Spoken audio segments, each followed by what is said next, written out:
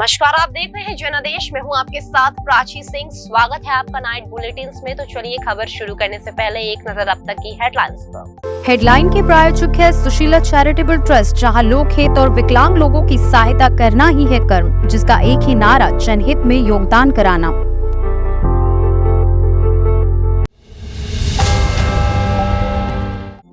अब मदरसों में संस्कृत पढ़ाई जाएगी। इस राज्य में हुआ ऐलान, लागू होगा एनसीईआरटी सिलेबस। देश में 763 सांसद, 306 पर क्रिमिनल केस, कुल 194 और बिहार की 50% एमपी के खिलाफ गंभीर मामले दर्ज। मणिपुर के कांगुई में फायरिंग, 3 की मौत। भाजपा के 23 विधायक अलग प्रशासन के विरोध में संकल्प पत्र लाए, इसमें सीएम की साइन नहीं। मराठा आरक्षण पर निकाला समाधान, सर्वदलीय बैठक में हुआ ये बड़ा फैसला।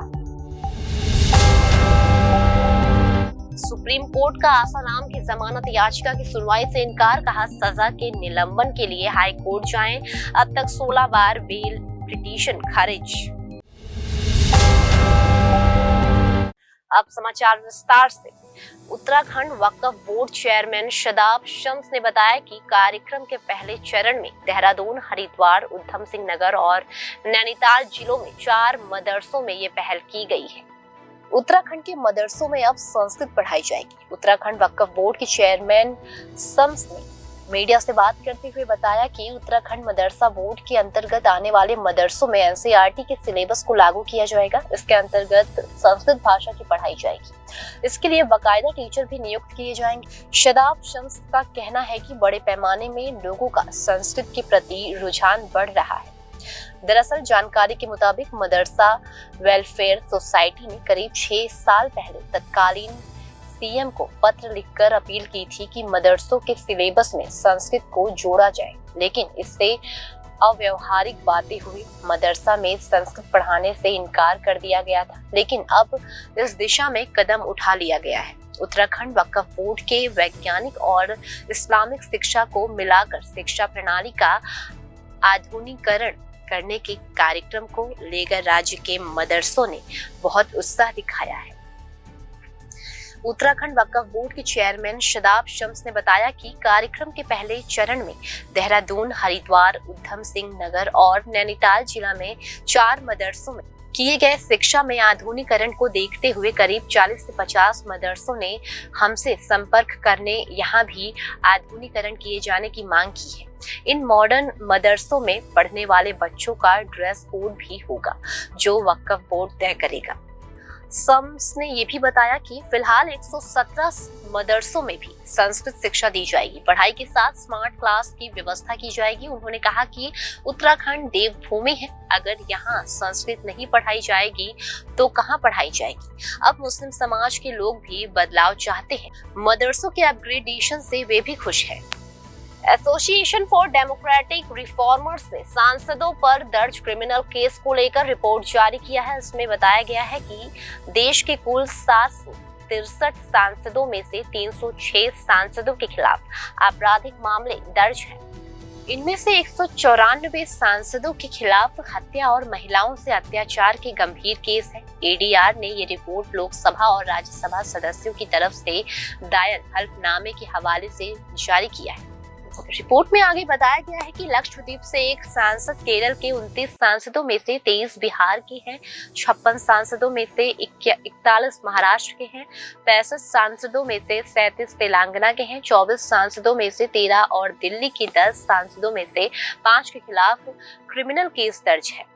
एडीआर ने अपनी रिपोर्ट में बताया कि लक्षद्वीप से 1 बिहार की 56 सांसदों में से 28, तेलंगाना के 24 सांसदों में से 9, केरल के 29 सांसदों में से 10, महाराष्ट्र के 65 सांसदों में से 22 और यूपी के 108 सांसदों में से 37 के खिलाफ गंभीर मामले दर्ज हैं। राज्यसभा के 225 सदस्यों में 27 यानी कि 12% अरबपति हैं। अरबपति सांसदों में से सबसे ज्यादा संख्या भाजपा के सदस्य की है। 225 में से बीजेपी के 85 सदस्य हैं, जिसमें 6 यानी 7% सांसद अरबपति हैं। कांग्रेस के 30 सदस्य में 4 यानी 13% अरबपति हैं। वाईएसआर कांग्रेस के 9 में से 4 44%, आम आदमी पार्टी के 10 में से 3 30% और बीआरएस के 7 में से 3 43% सांसद अरबपति हैं। अगर राज्य की बात करें तो सबसे ज्यादा अरबपति सांसद आंध्र प्रदेश 45% और तेलंगाना 43% है।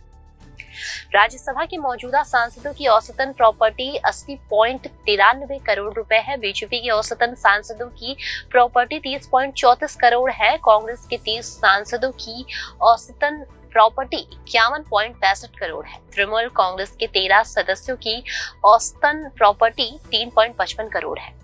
वाईएसआर कांग्रेस के 9 सांसदों की प्रॉपर्टी 395.68 करोड़, भारत राष्ट्र समिति के 7 सांसदों की प्रॉपर्टी 799.46 करोड़ रुपए है। देश के 4001 मौजूदा विधायकों की कुल संपत्ति 54,545 करोड़ रुपए है। ये नॉर्थ ईस्ट के 3 राज्य नागालैंड, मिजोरम और सिक्किम के 2023 से 2024 के कुल सालाना बजट 39,103 करोड़ रुपए से ज्यादा है। एडीआर की रिपोर्ट में 84 राजनीतिक दलों के 4001 मौजूदा विधायकों और निर्दलीय विधायकों की शामिल किए गए हैं। इसके मुताबिक विधायकों की औसत संपत्ति 13.63 करोड़ रुपए है। भाजपा के 13,056 विधायकों की औसत संपत्ति 11.97 करोड़ रुपए है। वहीं कांग्रेस के 719 विधायकों की औसत संपत्ति 21.97 करोड़ रुपए है। मणिपुर के कांगपोकपी में मंगलवार 12 सितंबर यानी आज फायरिंग में 3 लोगों की मौत हो गई। एक रिपोर्ट के मुताबिक अज्ञात हमलावरों के कांगुई इलाके में इरेंग और करम वैफई गांव के बीच सुबह करीब 8:20 पर ग्रामीणों पर अंधाधुंध फायरिंग की, जिसमें 3 लोगों की मौत हो गई। इससे पहले 8 सितंबर को टेंगनोपाल के पल्लेल में भड़की हिंसा भी 3 लोग मारे गए थे और 50 से अधिक घायल हुए थे। मणिपुर में 3 मई से कुकी और मैतेई समुदाय के बीच आरक्षण को लेकर चल रहे विवाद में अब तक 160 से ज्यादा लोग की मौत हो चुकी है। इधर प्रदेश भाजपा के 23 विधायकों ने मंगलवार को एक प्रस्ताव पास किया, जिसमें उन्होंने 10 कुकी एमएलए के खिलाफ कार्रवाई की मांग की। कुकी विधायक राज्य में अलग प्रशासन की मांग कर रहे हैं। भाजपा विधायकों ने इस मांग के विरोध में अपने प्रस्ताव को लेकर सीएम एन बीरेन सिंह से मुलाकात की। हाल ही में बने सिविल सोसाइटी संगठन यूथ ऑफ मणिपुर के मेंबर सोमवार रात भाजपा विधायकों के साथ थे। वे भी मुख्यमंत्री से मिले। यूथ ऑफ मणिपुर सदस्य ने अलग प्रशासन की मांग करने वाले 10 कुकी विधायकों के खिलाफ कानूनी कार्रवाई की मांग की है। उन्होंने इस मामले पर चर्चा के लिए विधानसभा का एक विशेष सत्र बुलाने और राज्य में राष्ट्रीय नागरिक रजिस्टर लागू करने की मांग की है। 23 भाजपा विधायकों ने एक प्रस्ताव पर हस्ताक्षर किए हैं। इस प्रस्ताव में उन्होंने संकल्प लिया है कि वे मणिपुर की क्षेत्रीय अखंडता की रक्षा करेंगे और जल्द ही दिल्ली जाकर केंद्र सरकार से मणिपुर संकट का हल निकालने पर बात करेंगे। हालांकि मुख्यमंत्री एन बीरेन सिंह ने इस पर प्रस्ताव पर हस्ताक्षर नहीं किए हैं। मराठा आरक्षण पर सहमति बनती नजर आ रही है। एकनाथ शिंदे की सरकार ने आंदोलनकारियों को आश्वासन दिया है कि मराठा समुदाय के साथ धोखा नहीं होने दिया जाएगा। मराठा आरक्षण पर महाराष्ट्र में सर्वदलीय बैठक हुई, जिसमें मराठा समुदाय को आरक्षण देने पर सर्वदलीय सहमति भी बनी है। मुख्यमंत्री एकनाथ शिंदे ने कहा कि अन्य समाज के आरक्षण में बिना छेड़छाड़ किए इसे लागू किया जाएगा। मराठा आरक्षण को लेकर प्रदेश में चल रही गहमागहमी के बीच सोमवार को शिंदे सरकार ने सर्वदलीय बैठक की। बैठक के बाद सीएम शिंदे ने बताया कि मराठा समुदाय को आरक्षण देने पर सर्वदलीय सहमति बन गई है। सीएम एकनाथ शिंदे ने कहा कि अन्य किसी भी समाज के आरक्षण के छेड़छाड़ किए बिना इसे लागू किया जाना चाहिए।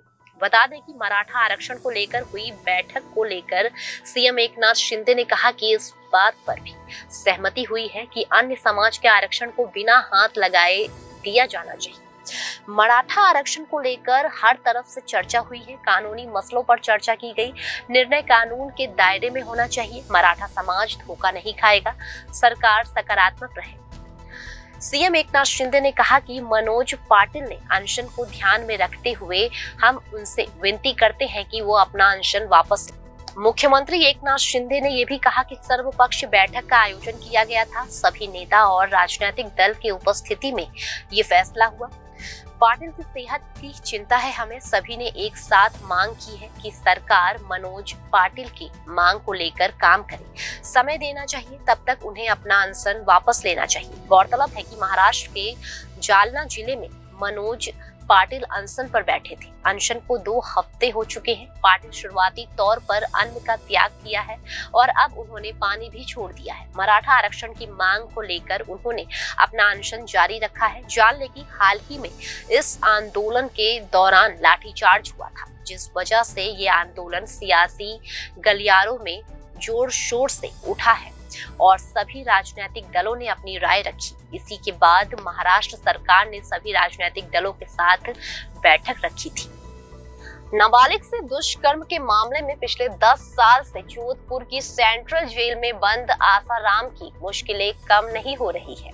सुप्रीम कोर्ट ने मंगलवार यानी कि 12 सितंबर आज के दिन आसाराम को जमानत याचिका पर सुनवाई करने से इनकार कर दिया।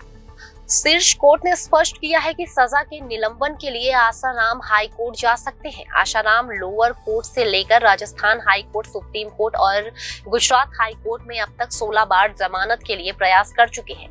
उसे सिर्फ फर्जी मेडिकल सर्टिफिकेट प्रकरण में ही एक बार जमानत मिली है, उसमें भी वे जेल से बाहर नहीं आ सकते। राजस्थान और गुजरात हाई कोर्ट से जमानत लेने से असफल रहा आसाराम अब सुप्रीम कोर्ट के दरवाजे खटखटा रहा है। कुछ महीने पहले सुप्रीम कोर्ट से फर्जी मेडिकल सर्टिफिकेट मामले में आसाराम को जमानत मिली थी। इसके बाद पॉस्को एक्ट के मामले में भी जमानत लेने के लिए उसने सुप्रीम कोर्ट का दरवाजा खटखटाया।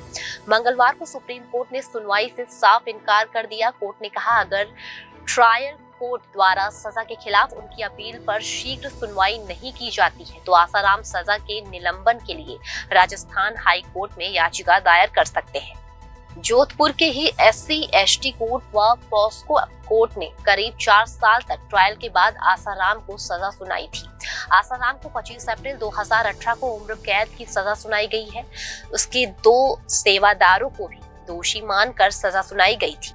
इसी की अपील जोधपुर हाई कोर्ट में विचाराधीन है। जोधपुर हाई कोर्ट से भी पहले आसाराम जमानत लेने का प्रयास कर चुके हैं, लेकिन हर बार खारिज हुई है। आसाराम ने 2017 में सुप्रीम कोर्ट में जोधपुर सेंट्रल जेल डिस्पेंसरी का एक फर्जी मेडिकल सर्टिफिकेट पेश किया था। इसमें कई बीमारियों का हवाला दिया गया था और जमानत की मांग की गई थी। सुप्रीम कोर्ट ने जब इस मेडिकल सर्टिफिकेट की जांच करवाई तो ये फर्जी निकला। इसके बाद एक अलग प्रकरण इस संबंध में शुरू हुआ। इसी साल अप्रैल में इस मामले में उसे जमानत दी गई। उसके बावजूद जेल से बाहर नहीं आ सका। आसाराम पर गुजरात में एक अन्य नाबालिग किशोरी ने पॉस्को एक्ट में मामला दर्ज करवाया था। इस मामले में आसाराम गुजरात हाई कोर्ट से जमानत लेने की प्रयास कर चुके हैं, लेकिन अक्टूबर 2022 में जमानत याचिका लगाई गई थी, लेकिन वह खारिज कर दी गई। आसाराम ने 15 से 16 अगस्त 2013 के बीच जोधपुर के मनाई आश्रम में एक नाबालिग बच्ची के साथ बलात्कार किया था। 20 नवंबर को दिल्ली में इसकी 0 नंबर की FIR दर्ज हुई। 31 अगस्त को 2013 को जोधपुर पुलिस की टीम उसे गिरफ्तार करने इंदौर पहुंची। 1 सितंबर 2013 को उसे लेकर टीम जोधपुर पहुंची। तब से वो जोधपुर सेंट्रल जेल में बंद है। फिलहाल खबरों में सिर्फ इतना ही। आगे खबरों में बने रहने के लिए देखते रहिए जनादेश।